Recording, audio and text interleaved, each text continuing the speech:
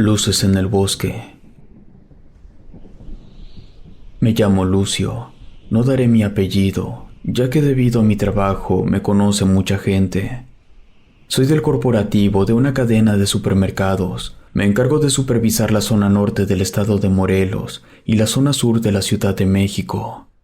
En aquella ocasión, tenía una junta en Cuernavaca el día lunes, y para evitar que a la mera hora se me hiciera tarde, decidí irme desde el sábado en la noche, casi de madrugada.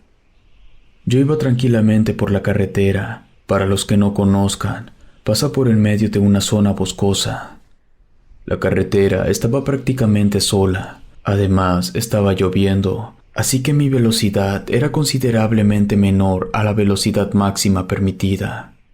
De pronto, una luz se asomó por el retrovisor, así que supuse que era una motocicleta o quizá un auto al que se le hubiera fundido uno de los faros. Al principio, la luz se veía bastante retirada, pero rápidamente comenzó a acercarse a una velocidad alta. Me puse algo nervioso y opté por orillarme para dejar pasar al vehículo. Definitivamente no quería un choque, mucho menos en el auto de la empresa. Salí de la trayectoria de esa luz y, en efecto, pasó muy rápido. La cuestión es que no era una moto y tampoco era un auto con un faro descompuesto. Era otra cosa. No tengo idea de qué. No hizo ruido al pasar. Como había poca luz y pasó muy rápido, no alcancé a distinguir su color ni su forma. Lo único que sí noté fue que no tenía ruedas. No iba apoyado en el suelo. Incluso me dije a mí mismo que posiblemente se trataba de un helicóptero que por alguna razón había pasado tan cerca del suelo, pero esa cosa no hizo ningún ruido. Avancé algunos kilómetros hasta que vi un auto aparcado del otro lado de la carretera. Era un Honda gris. No recuerdo el modelo exacto. La única luz que tenía encendida era la de adentro del vehículo, y al pasar a un lado de él, en los asientos traseros había dos niños que estaban golpeando los vidrios pidiendo ayuda. Hace 6 años había perdido a mi mujer y a mi hija. Ocurrió en un accidente de carretera, así que ver a los niños solos dentro de un auto a mitad de la nada me impactó muchísimo. Detuve mi auto. Creo que ni siquiera lo cerré bien después de bajar. Crucé la carretera para llegar al Honda gris. Los niños estaban llorando, gritaban. El más grande se veía de 9 y el otro se veía de 5. Intenté abrir las 4 puertas, pero no pude. Todo estaba atrancado. Regresé a mi auto, abrí la cajuela y saqué la cruceta. Con la herramienta quebré el vidrio del lado del conductor. Quité los seguros y los niños pudieron salir. Intenté averiguar qué estaba ocurriendo, pero los niños estaban tan asustados que muy apenas podían decir algunas palabras que no parecían coherentes. Intenté llamar a la policía, pero no contestaban, solamente sonaba.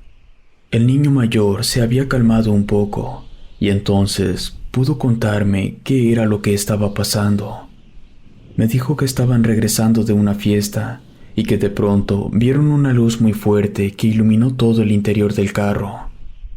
Cuando la luz se fue, su mamá ya no estaba, y esta luz se dirigió hacia la zona boscosa. Su padre orilló el carro, los encerró y se fue a buscar a la mamá. Volví a subir a los niños a su carro, marqué a la policía y le di mi celular al niño para que contara lo que estaba pasando cuando alguien tomara la llamada.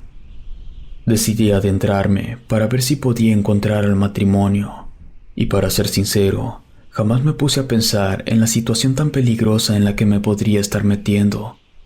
Podía escuchar muchos ruidos de insecto, algún ave extraña haciendo ruidos que jamás había escuchado. Después de unos metros me sentí perdido, desubicado. La lluvia nublaba mi vista, mis zapatos se atoraban en el lodo, y todos esos sonidos me hacían sentir un mareo. Vi algunos destellos más profundo entre los árboles. Sabía que ahí encontraría lo que estaba buscando. Aparte de esos destellos, había poca luz. Al estar nublado, no podía ver la luna. Conforme me iba acercando a las luces, comencé a escuchar algo, casi imperceptible. Esto era diferente a todos los sonidos que inundaban mi cabeza. El sonido cada vez era con más claridad, aunque al principio pensé que las luces estaban flotando, no era así. Ya que estaba más cerca, pude notar que las luces salían del suelo, pero no se elevaban mucho. Entonces pude ver claramente que no se trataba de luces. Era fuego, ligeras llamas de las que se desprendían pequeñas ráfagas de fuego. En ese momento escuché un sonido que jamás olvidaré. Fue como un zumbido potente, muy amplificado. Sentí que me vibró hasta el cerebro. De pronto, una intensa luz apareció por encima de los árboles. Era demasiado brillante. Rápidamente me di media vuelta y comencé a correr. Estaba tan asustado que no me importó dejar allá a los padres de los niños. Sentí que el tiempo se ralentizó. Esto quizá por el efecto de la adrenalina. Finalmente logré volver a la orilla de la carretera. Salí como a 70 metros del Honda. Fui a ver a los niños. Me preguntaron por sus padres. Yo les inventé que ya venían caminando, ya que su mamá se había lastimado un pie. Los niños dejaron de llorar. El grande me dijo que sí habían contestado la llamada y que ya venían. A lo lejos pude ver las sirenas de una patrulla. Así que simplemente fui a mi auto, me subí y me fui. No podía quedarme. Para empezar, sería sospechoso de la desaparición de ese matrimonio. Después me enteré que nunca encontraron a sus padres, ni vivos ni muertos. Nadie sabe qué pasó con ellos.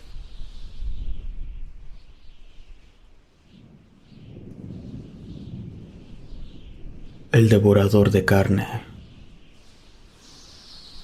Lo que voy a narrar me pasó hace algunos años. Yo nací en Ciudad Juárez, pero actualmente vivo en Canadá.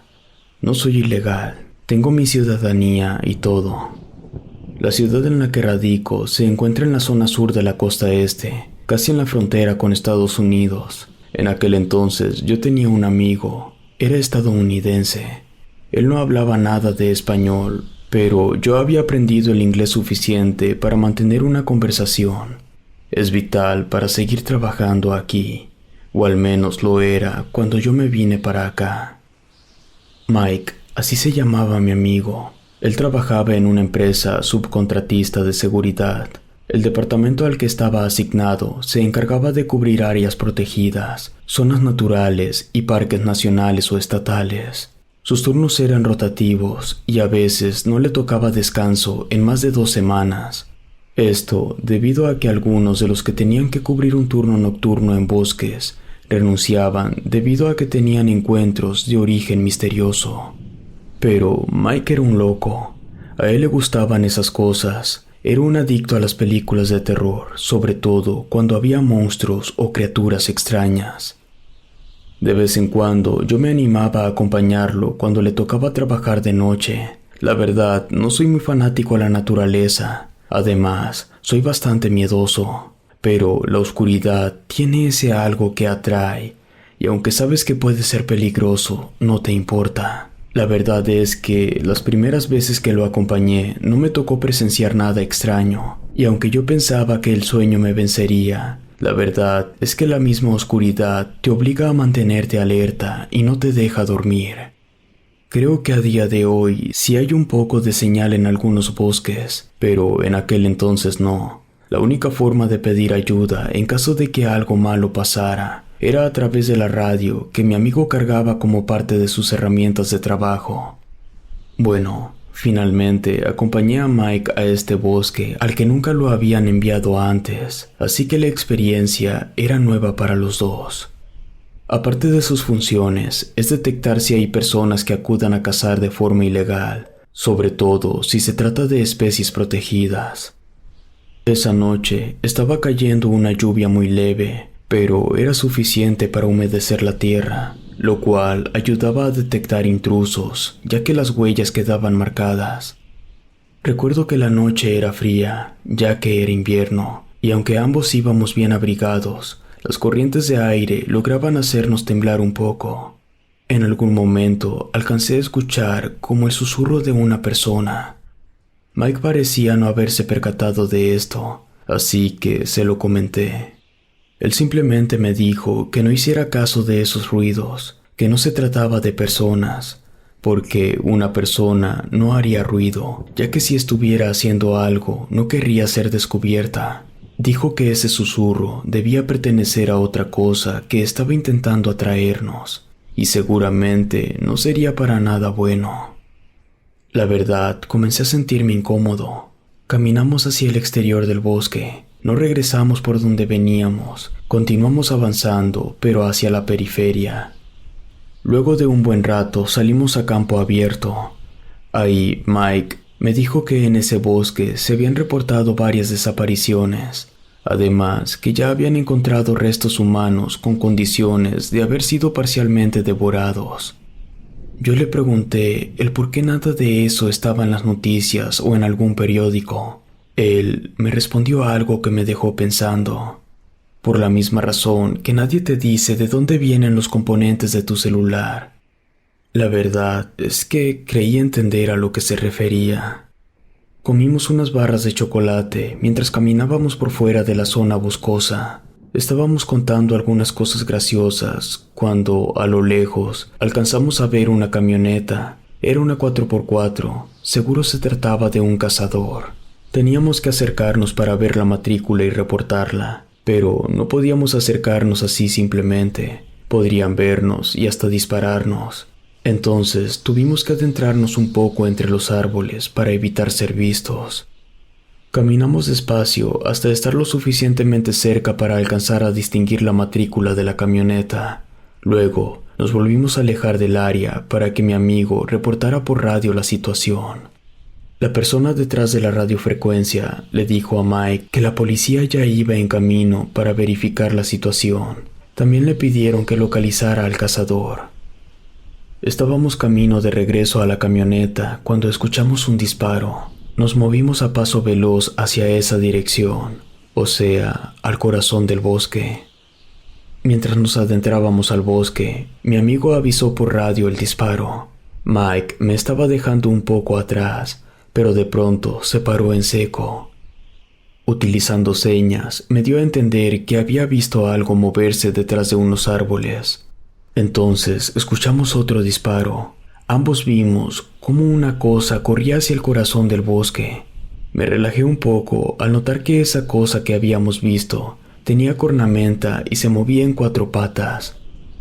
Pensé en alguna especie de ciervo y se lo dije a Mike, pero él inmediatamente descartó esa posibilidad, ya que, si lo piensan, los animales huyen cuando se sienten amenazados. Y este ciervo iba a la misma dirección del disparo. Era un comportamiento anormal. Antes de seguir avanzando, me dijo que podíamos regresar a campo abierto para que yo me quedara ahí esperando a la policía en lo que él iba a buscar al cazador. Le dije que no, que quería acompañarlo. Él asintió con la cabeza y continuamos.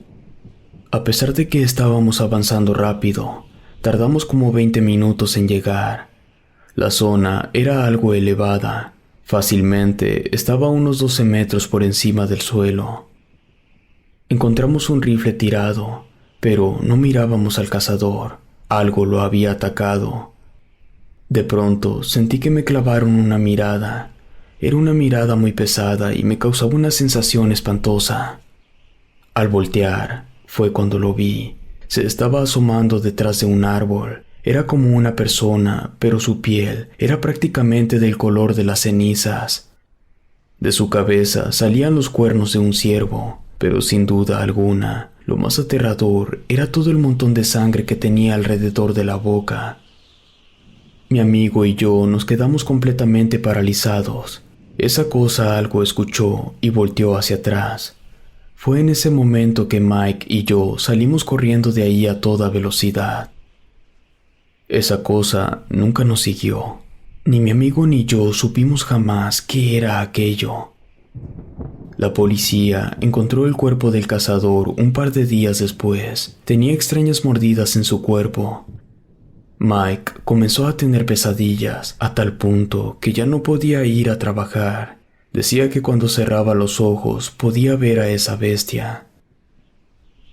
Mi amigo no soportó por mucho tiempo, y por mi parte, jamás me he vuelto a acercar a un bosque.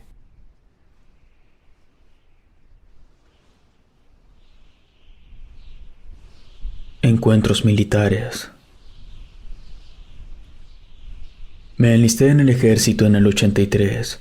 Ya estoy retirado, pero en los casi 30 años que estuve activo, aprendí varias cosas. Por ejemplo, conocí algunas instalaciones secretas. Obviamente, no puedo revelar la ubicación, pero sí puedo decirles que las organizaciones criminales no son los únicos que utilizan las zonas boscosas de Oaxaca. Tampoco crean que se trata de complejas instalaciones secretas donde se llevan a cabo grandes proyectos. Estas bases, que también están en Morelos, Ciudad de México, Hidalgo, Coahuila, Jalisco y Michoacán, sirven más que nada como sedes de personal del cuerpo de inteligencia. En algunas ocasiones, el servicio secreto ha resguardado ahí a altos funcionarios cuando se presentan situaciones de verdadero peligro. Una cosa peculiar que ocurre cuando hacemos guardias perimetrales, suelen ocurrir encuentros con algunos seres. La gran mayoría de estas ocasiones eran encuentros sin importancia, pero había una base en particular donde los encuentros eran más significativos e incluso peligrosos. Esta base se encuentra cerca del punto donde colindan 3 estados, Oaxaca, Puebla y Veracruz. En aquel entonces, todo lo relacionado con la base en cuestión era coordinado por un teniente de operaciones. Aún recuerdo la primera vez que acudí al sitio. No es fácil acceder a él, eso se los garantizo, y todo el equipo y armamento que llevamos lo hace todavía más complicado. Además, dimos muchas vueltas innecesarias. No tenía ni la más mínima idea de a qué lugar iríamos ni por qué. En aquella ocasión, un camarada que ya había estado antes en el sitio me dijo que tuviera mucho cuidado con las cosas. Yo le dije que los animales salvajes no me asustaban. Él me miró muy serio y me aclaró que no era de los animales de lo que me tenía que cuidar. Esa vez no tuve ningún encuentro extraño.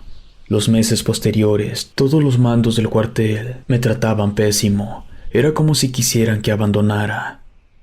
La segunda vez que me tocó ir a esa base, nos transportamos en helicóptero. Ahí entendí una cosa: no hay necesidad de llegar a pie, pero lo hacen cada que un activo nuevo tiene que visitar el lugar por primera vez, y se dan tantas vueltas para que no les sea fácil llegar ahí por su cuenta. Esto en caso de que vaya a desertar. Por eso es que los tratan tan mal antes de llevarlos por segunda vez. En fin, la operación siempre es la misma. En cuanto llegamos al punto de control, un hombre se queda en la entrada y los demás desplegamos 3 perímetros alrededor de la base. El primero está a 200 metros, el segundo a 1 kilómetro y el tercero a 2 kilómetros. En total, somos 27 hombres los que nos debemos de asegurar que nada ni nadie se acerque a la base. 12 son los que están en el perímetro exterior, y siempre están en movimiento. Cada hombre tiene una distancia entre sí de más de 150 metros y menos de 200. Una de las ocasiones que estuve en el perímetro exterior, tuve mi primer encuentro con algo extraño. Apenas me estaba dirigiendo a tomar mi posición en el perímetro, pasé al lado de un tronco caído, cuando noté que había unas piedras un poco grandes acomodadas de tal forma que hacía un círculo casi perfecto, y en el centro había trozos de corteza y ramas del árbol que estaba tirado. Eso estaba acomodado en forma como de una pequeña choza. Me detuve un par de segundos para mirar bien aquello. Luego, sin ver nada más extraño, seguí mi camino. Otro día que me había tocado en el perímetro central, yo estaba caminando tranquilo por el área que debo cubrir, que son 50 metros cuadrados, cuando noté que algo se escondía entre los árboles. No podía verle, pero sí lo escuchaba. Eran pisadas. Tras quitarle el seguro a mi arma, me quedé quieto para escuchar mejor y así evitar sorpresas de mal gusto. Al volver a escucharlo, apunté directamente hacia esa dirección. Ahí estaba una persona, o al menos algo muy parecido a un humano. Se estaba escondiendo en un tronco. Me observaba con detenimiento. Solo podía ver su cara. No parecía tener mucha altura. Luego de unos segundos dejó de asomarse. Yo me acerqué lentamente, listo para disparar. Cuando estaba a pocos metros, un ave blanco salió volando desde atrás del árbol. Eso me dejó consternado.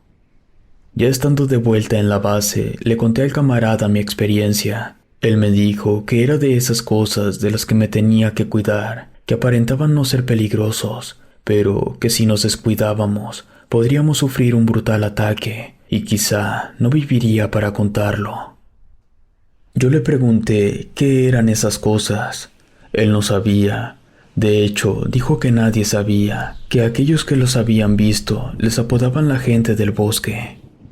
También le platiqué sobre la extraña choza que me había encontrado la vez pasada.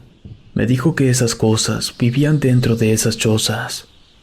Inmediatamente pensé en brujas y se lo dije, pero él me contestó que se trataba de algo diferente, de otra naturaleza. Aquel año me tocó ir a la base como unas 9 veces en total. Al menos en 6 escuché o vi alguna cosa rara, seguramente relacionada con la gente del bosque. Algo curioso es que nadie habla de esto, ni entre nosotros mismos. Nadie nos dice que no podamos contarlo. Al menos a mí nadie me lo prohibió. Por eso accedí a narrar mis experiencias. Pero cuando alguien intenta sacar el tema durante la comida o en algún otro momento, se puede sentir cómo el ambiente se pone tenso y nadie quiere seguir la plática. Es como si quisiéramos fingir que en el bosque no ocurre nada raro. Lo más que llega a ocurrir es que cuando alguien dice, «Oye, yo vi esto o escuché lo otro», le responden, «Ah, sí, yo también». Pero hasta ahí, eso es todo. No se intercambian opiniones. En fechas posteriores, me tocó escuchar bastantes veces una especie de risa, quizá llanto, no lo tengo claro. Sonaba similar a una hiena. Así que lo que yo estaba escuchando era la gente del bosque. De vez en cuando yo le preguntaba a algún amigo si también había escuchado las risas, y casi todos me dijeron que sí. En una ocasión que fuimos a pie porque alguien iba por primera vez, nos encontramos con una escena bastante inquietante. A los pies de un árbol estaban los restos de lo que posiblemente había sido una fogata. Había ropa regada, pero lo que más llamaba la atención eran las cadenas que estaban alrededor del árbol. Era fácil suponer que una persona, la dueña de la ropa que estaba tirada, había estado encadenada a ese árbol. Y seguro la gente del bosque estaba detrás de eso. Afortunadamente, yo nunca sufrí ningún ataque, pero un camarada sí, me consta, porque yo y otro tuvimos que ir a buscarlo cuando dejó de contestar el radio. Lo encontramos tirado, noqueado, parecía que lo habían golpeado con un objeto duro. Tenía una fractura terrible en el pómulo, incluso un trozo de hueso le había atravesado el cachete. Fue trasladado en helicóptero para atender sus heridas, y por suerte no pasó a mayores. Platicando con él, nos dijo que lo último que recuerda es que escuchó la risa extraña, y cuando volteó, había una persona viéndolo desde atrás de un tronco. Luego, no sabe qué fue lo que pasó. Cuando pensamos en bosques habitados por seres extraños, por lo general, lo primero que se piensa es en otros países. Pero aquí en México, algunos de los bosques sirven como casa de seres muy místicos.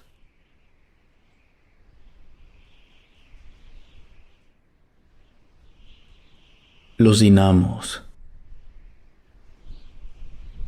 En el mundo de quienes somos amantes de los misterios, los dinamos son una de las joyas ocultas de la corona. Son muchas las cosas que se cuentan sobre este bosque de la Ciudad de México, clasificado como parque nacional. Suelen decir muchas cosas de este sitio, algunas más increíbles que otras, pero si tanto se habla de los dinamos es por algo. Sería poco probable de que tanta gente hablara de un sitio en el que no ocurre nada extraordinario. Sitios como Reddit son un buen lugar para investigar, también grupos de Facebook. Si bien es cierto que este bosque no es el centro de atención, nunca falta algún relato raro de alguien que visita el sitio. Yo me obsesioné bastante con el tema, así que un día, luego de ahorrar por algunos meses, tomé un vuelo desde Monterrey a la Ciudad de México, decidido a conocer los dinamos. El sitio de día es maravilloso, es visitado por muchas familias, grupos de amigos y por jóvenes parejas. Niños juegan y corren por aquí y por allá. Hay columpios y otros juegos. Es un lugar bastante acogedor. La vista al río es preciosa, de las mejores que yo había visto hasta entonces. Pero yo no iba a eso. Yo iba en busca de cualquier cosa que me permitiera tener mi propia anécdota sobre este enigmático lugar. Así que luego de echar un vistazo, volví al hotel a esperar el anochecer. Al taxista que me había llevado al hotel, le comenté que planeaba volver en la noche. Me dijo que él tenía un compañero que vivía cerca, que él podría llevarme en la noche y esperarme ahí para llevarme de regreso al hotel. Así que me pasó el número de su compañero. Ya en la noche, llamé al taxista para que pasara por mí y me llevara al parque. Para mi sorpresa, no estaba solo cuando volví en la noche. No había tanta gente, pero así a simple vista pude contar a unas 7 personas. Comencé a adentrarme en el bosque, siempre aluzando con la lámpara de mi celular. No soy un experto en la naturaleza. Antes de ir ahí, el único lugar natural que había explorado era Chipinque, así que tenía poca experiencia. Caminé como 5 kilómetros. Pasé el río y entonces me encontré con ese algo que había ido a buscar. En la tierra, en medio de los árboles, habían ramas amarradas con cabellos. Todas esas ramas estaban acomodadas de forma que hacían un círculo casi perfecto bastante grande. Dentro del círculo, sobre la tierra, había dibujos hechos con gis o algo similar. Eran de color rosa. Eran triángulos unidos entre sí. Desconozco si se trataba de algo satánico. Tomé algunas fotografías. Mi celular no tenía la resolución que tienen los teléfonos hoy en día. Una parte de mí decía que ya era suficiente, que debería dar la vuelta y alejarme lo antes posible, antes de encontrarme con algo realmente peligroso. Pero otra parte de mí me decía que tenía que seguir adentrándome. Así que seguí adelante.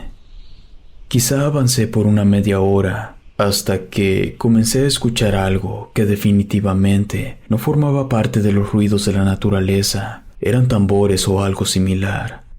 Empecé a caminar más despacio, ya que quería prestar mucha atención a ese ruido.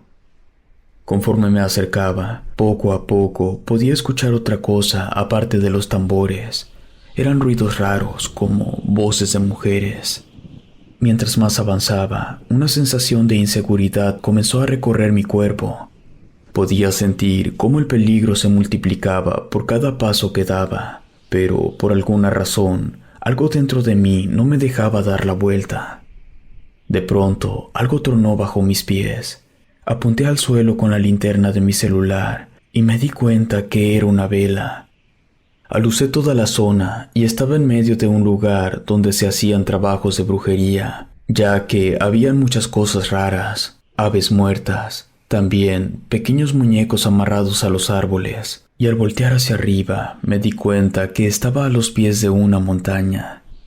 Resulta que entre tantas cosas que se cuentan de este lugar, se habla sobre una montaña en la que hay una cueva de la que salen bolas de fuego. Entonces yo asumí, debido a lo que estaba a mi alrededor, que estaba en las faldas de esa misma montaña, y cualquier persona con más de una neurona habría dado la vuelta. Pero yo quise seguir avanzando, esperando ver algo que me inquietara para salir corriendo de ahí. No avancé ni 100 metros cuando me encontré un hueso tirado. Desconozco si se trata de un hueso humano, pero eso no importaba. Parecía estar quemado. Ahí me empezó a dar mucho miedo. Me di la vuelta y comencé a correr lo más rápido que podía, siempre siguiendo las luces LED. Nunca escuché que alguien me fuera siguiendo, pero sí me sentía observado, como si todos los árboles tuvieran ojos y me estuvieran viendo. Seguí corriendo hasta llegar al río, pero resbalé con una de las rocas y caí al agua. Salí rápidamente y continué mi camino. Ya no iba corriendo tan rápido, ya que me lastimé una pierna al caer al río, y además no podía ver porque mi celular se había mojado. Salí del bosque y el taxista seguía ahí. Tuve que esperar a que mi ropa se secara un poco para no mojar el taxi. Luego me llevó de vuelta al hotel. En los dinamos se esconden muchos secretos, y aunque tengo ganas de volver, me da miedo que la próxima vez no corra con la misma suerte. Si te gustó esta historia, suscríbete activando la campanita para que no te pierdas lo mejor de Rede. Gracias por escucharnos. Relatos escritos y adaptados por Ramiro Contreras.